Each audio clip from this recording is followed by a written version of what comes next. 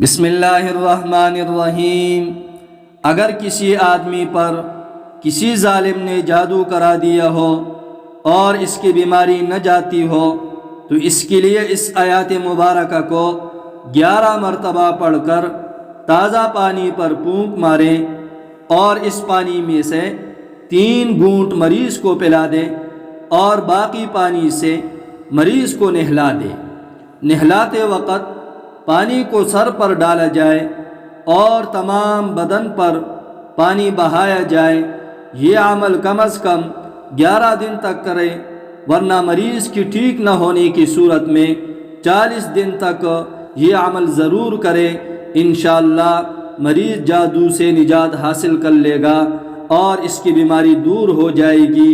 اور وہ آیات مبارکہ سورۃ طٰہٰ آیات نمبر 49 ہے، اور وہ یہ ہے: فَلَمَّا أَلْقَوْا قَالَ مُوسَىٰ مَا جِئْتُكُم بِهِ السِّحْرُ إِنَّ اللَّهَ سَيُبْطِلُهُ إِنَّ اللَّهَ لَا يُصْلِحُ عَمَلَ الْمُفْسِدِينَ وَيُحِقُّ اللَّهُ الْحَقَّ بِكَلِمَاتِهِ وَلَوْ كَرِهَ الْمُجْرِمُونَ فَوَقَعَ الْحَقُّ وَبَطَلَ مَا كَانُوا يَعْمَلُونَ فَغُلِبُوا هُنَالِكَ وَانقَلَبُوا صَاغِرِينَ وَأُلْقِيَ السَّحَرَةُ سَاجِدِينَ قَالُوا آمَنَّا بِرَبِّ الْعَالَمِينَ رَبِّ مُوسَىٰ وَهَارُونَ۔